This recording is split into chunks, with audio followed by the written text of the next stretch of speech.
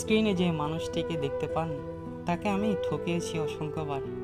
জোর করে অন্যদের সিদ্ধান্ত চাপিয়ে দিয়েছি, মেনে নিতে বাধ্য করেছি, স্যাক্রিফাইস করতে বলেছি। অনেক সময় সে হাঁপিয়ে গেছে, অসহায় হয়ে আমার দিকে তাকিয়েছে।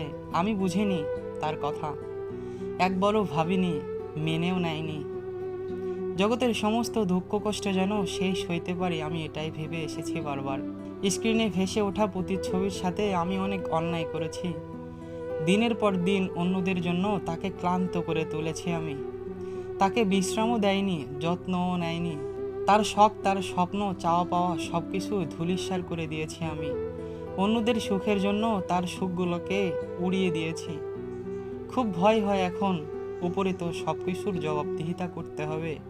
সে কি আমাকে ক্ষমা করবে, নাকি সে সবার আগে সে আমাকে আটকে ফেলবে, চিৎকার করে বলবে তুমি আমার সাথে জুলুম করেছো বারবার।